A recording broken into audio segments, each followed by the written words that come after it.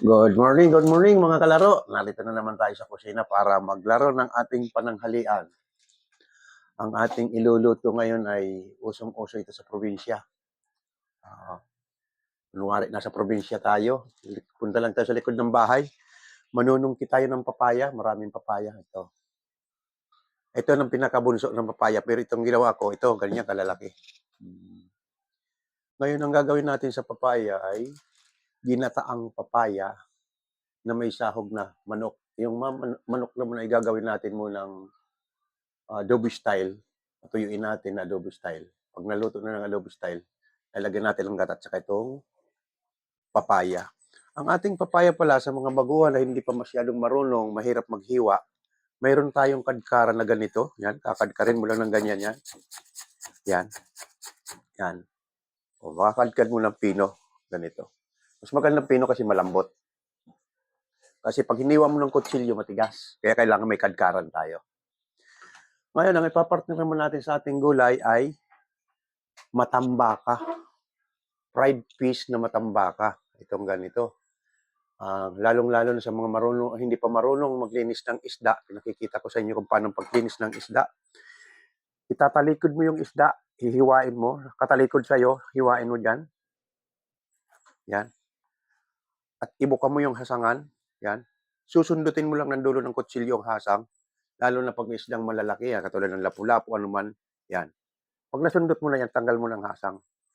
Yan. Pag inano mo naman ang bituka, sundutin mo rin ang kutsilyo. Yan. Tanggal ng bituka. Pero minsan mayroon itlog, huwag niyo isama yung itlog katulad nito, may itlog, sayang. Yan, kulay dilaw na itlog. Yan. Yan ang sayang din. So, ganun lang ating paggawa ng ating isda. Ngayon, nasa iyo na kung anong choice mo nito. Kung gusto mong pagulungin sa harina o lagyan mong breadcrumbs, nasa iyo na yan. Pero sa akin, ordinary lang. Kaya nga, lutong mahirap lang ito. Namun ang sabi sa probinsya, bibili ka pa ng harina, breadcrumb, mahal yun. Samantalang prito mo, ipapartner mo lang naman sa gulay. Kaya lutong mahirap lang ito. Ito yung ating chicken na pansalahok dito sa papaya. I-adobo ko style to. Ito mga panangkap niya. Luya, onions, laging mayroon tayong pag sa manok ay na hindi nawawala yung lemongrass natin na tanglad at luya para sa may gata. Okay, punta na tayo sa kusina.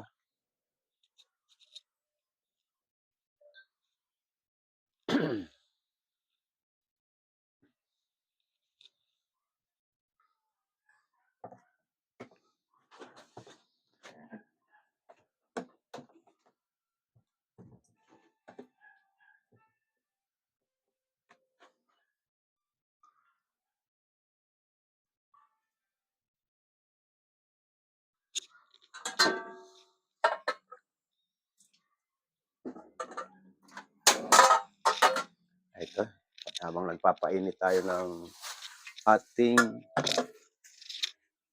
kawali.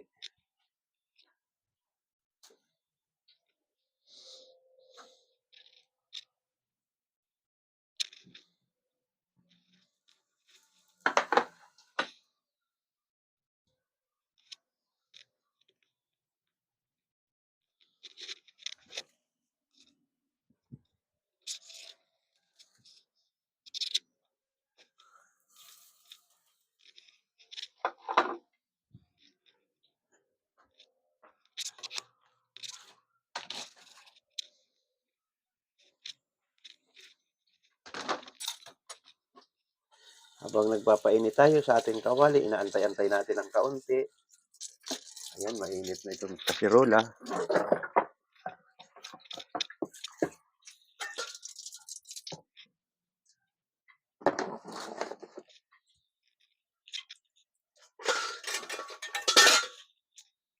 Mainit na yung ating kasirola para sa ating aadobuhan.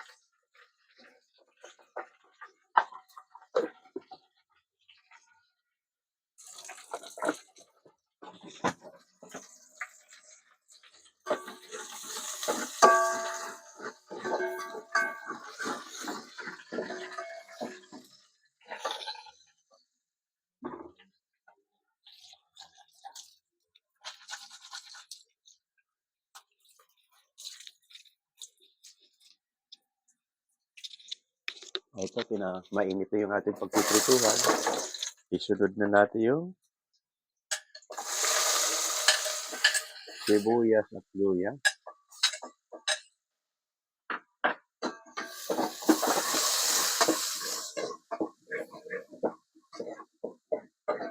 Ayan.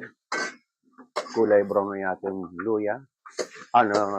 Onion sa ating bawang. Ayan.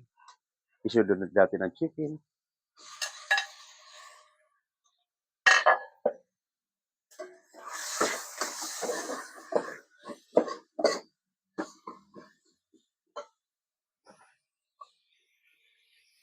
Ating vinegar, black pepper,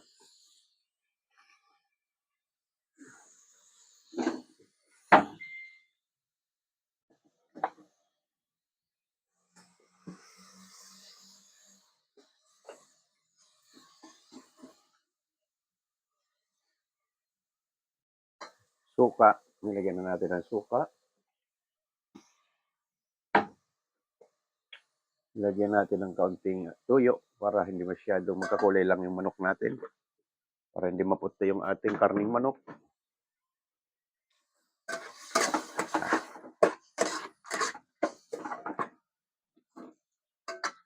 Lagyan natin ng paminta.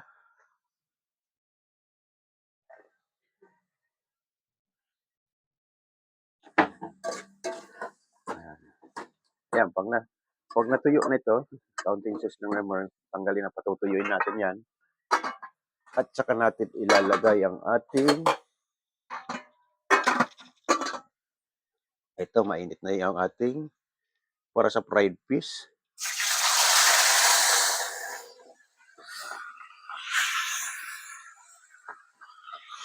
Ayan.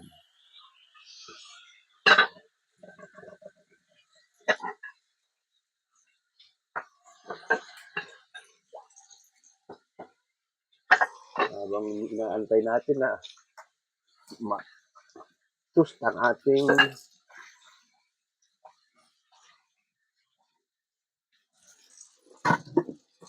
kailangan medyo tostado ang ating fried fish para masarap sa gulay.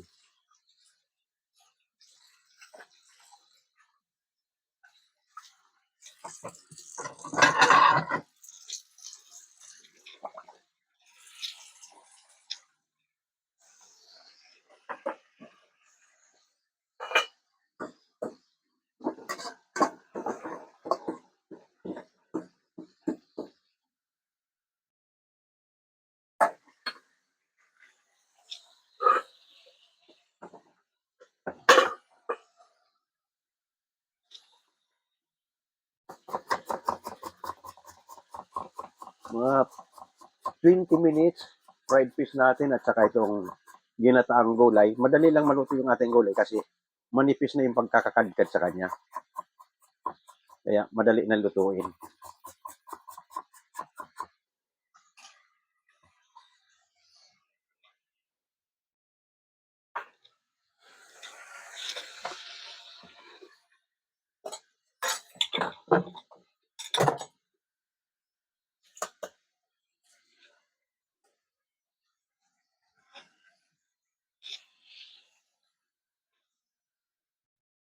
Kailangan i-reduce natin yung sabaw ng pagkakaadobo kasi pangit yan na isama natin yung kulay ng tuyo. Kailangan matuyo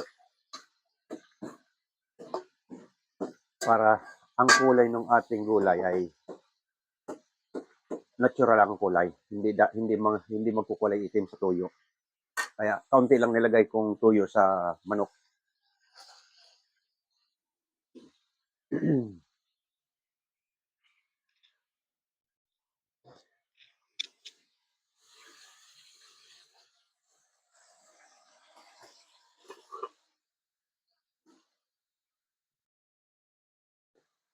Sa probinsya, napakaraming nyog dito sa atin sa Manila. Ganito ay 35 kakang gata. Kasi sa probinsya, pwede mong gawin 2 gata nyog. Yun ang unang, isasabaw mo yung unang gata. Ayan.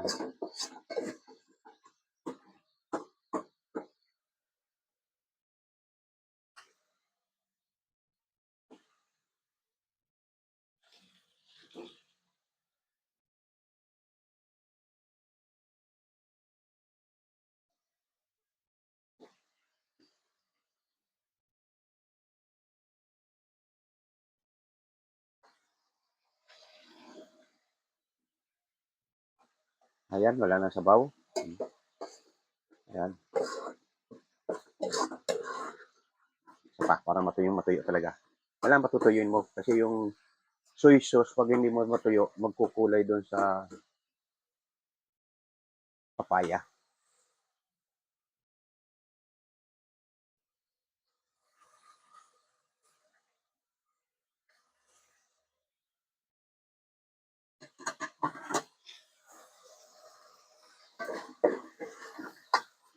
Ayan. So, aalasin mo muna. Ibabalik natin ito pag malapit nang maluto ang ating gulay. Ayan.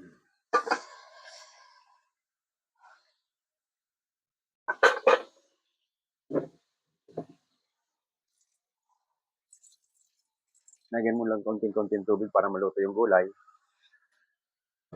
Half glass o 1/4 glass na tubig para hindi lang masunog yung gulay. Isang kulo lang nun.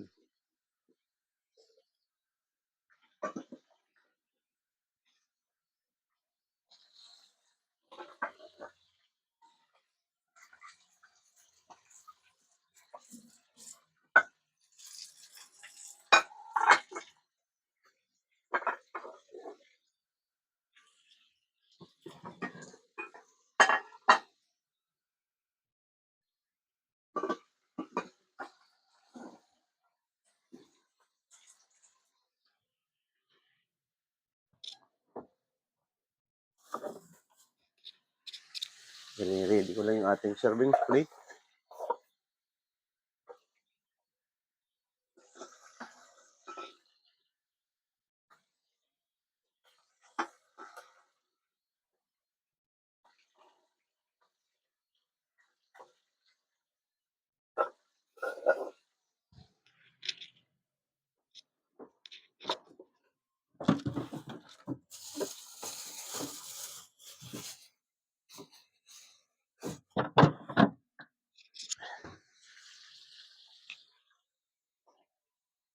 Lapit na matusto yung ating isda. Inantay-antay lang natin na kaunting matusto yung ating isda. At 2 kuluan lang yung gulay. Lalagay na natin ang kakanggata.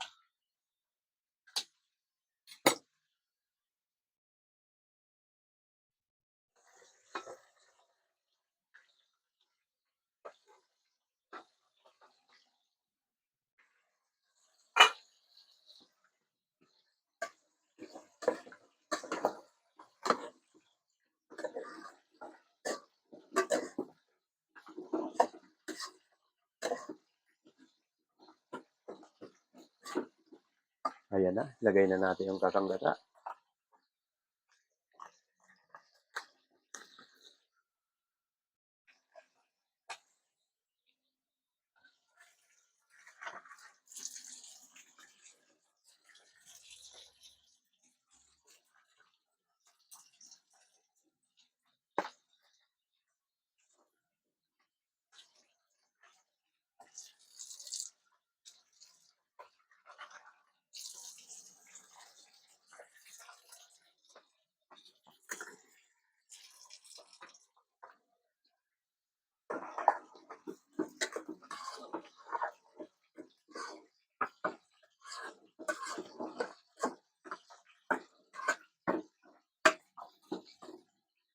Ang purpose natin kaya hindi natin sinama sa kulo yung kanyang sahog, yung adobo, para pag kinain mo malasa.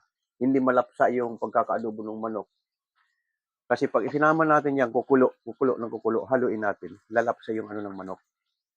Pero pag isda sinahog mo yan, pwede, kahit madurog.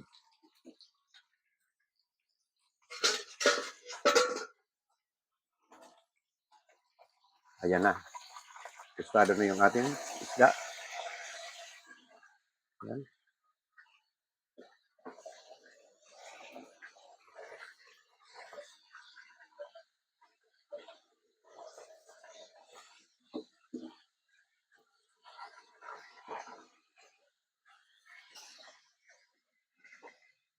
At yung ating gata naman, hindi mo pwedeng takpan ng matagalan na pakuluin ng pakuluin, mamumuo yung gata. Yan ang tatandaan nyo. Basta may gata, kukulo-kulo pa lang, katulad yung kumukulo-kulo pa lang, lagi nang halo. Kasi pag hindi mo hinalo, lilinaw yung ano ng gata, mamumuo sa tabi.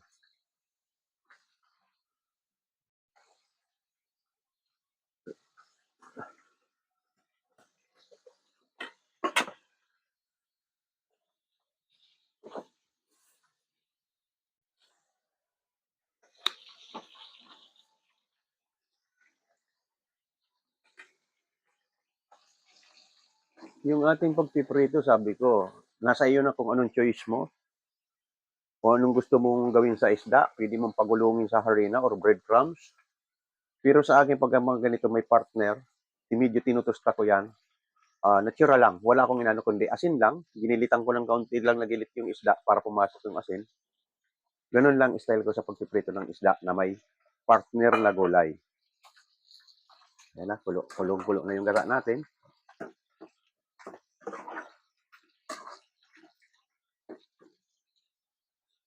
Halos magpanabayan lang silang dalawa maluto.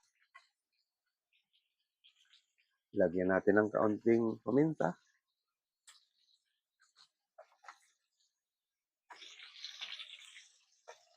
Kaunting ginisa mix.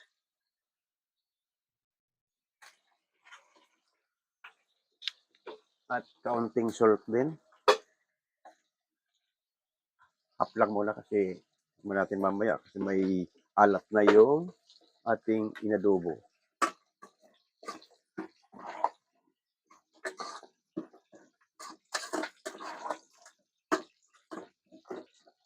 Ayan. Isang kulo pa.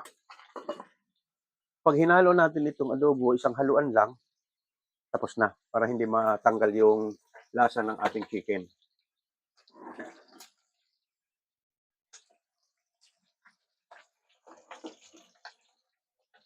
Ito. Ilahok na natin itong ating adobo.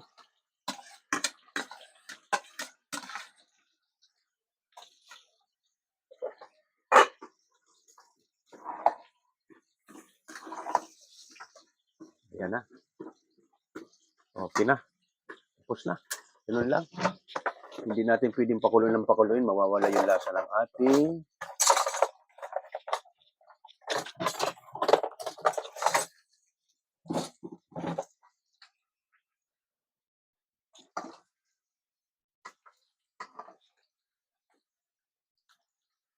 medyo matabang. At hindi ko talaga ineksakto. Baka umalat. Mahirap ng umalat. Yan. Ito kaya nito. Lahati. Or konti pa. Kasi yung prito natin na ipapartner dito, may asin na yun. Mahalat na yun. Kaya lang paggata naman na hindi kulang sa timpla ng asin, matamis. Yan ang tatanda nyo sa gata. Pag kulang ang timplada mo, matamis ang panlasa sa gata. Kailangan eksaktuhan lang yung asin mo para hindi matamis ang panlasa. Yun na. Ating fried fish din, luto na rin.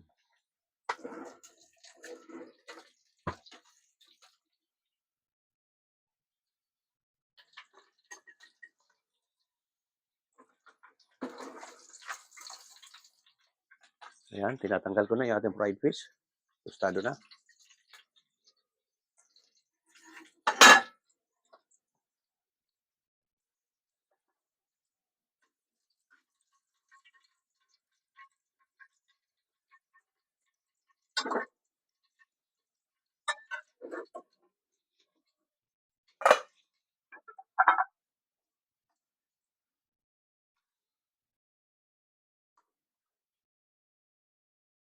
Ayan, hindi nagbago yung ating adobo, hindi nadurog. Ayan. Ayan. Dali na natin sa dining, ating mga finished product.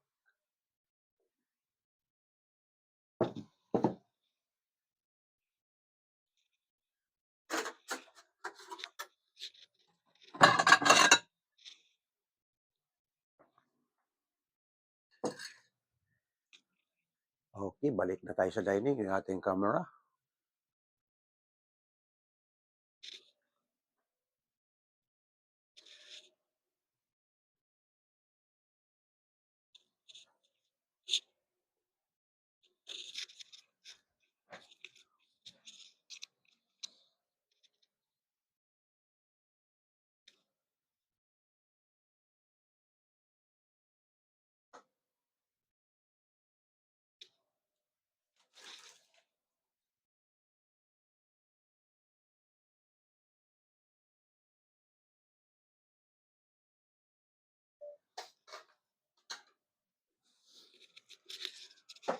Okay, narito na yung ating mga finished product na tanghalian. Ito yung ating ginataang papaya.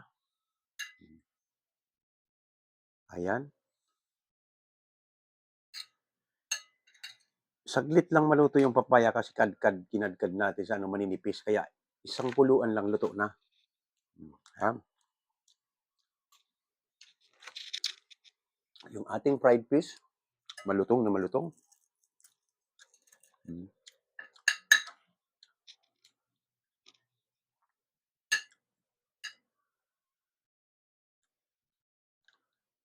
Sa probinsya, hindi problema ang gulay, lalong-lalo ng papaya kahit saan ang papaya tumutubo. Ayan.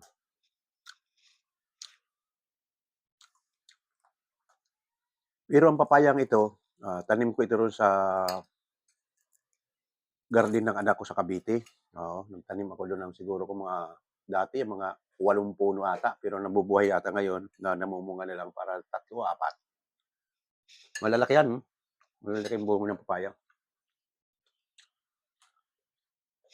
Okay, maraming salamat ulit sa ating taga-subaybay, lalong-lalo na itong hindi pa marurunong, nakita nyo na kahit ordinaryong pagkain lang, ito ay ordinaryong pagkain ng ating mga mamayan sa lalong-lalo na sa probinsya. Mamimitas lang sa likod ng bahay kung ano naman isasahog. Ayan. Pwede ang papaya sa sardinas, sa daing. Basta may gata, pwede tayo dyan kahit anong ipang sa lalahok natin. So, yun na, nakaraos na tayo. Maraming salamat ulit. Paalaala lang, pakipindot lang ating subscribe button at ating like. Maraming salamat muli. Bukas naman tayo.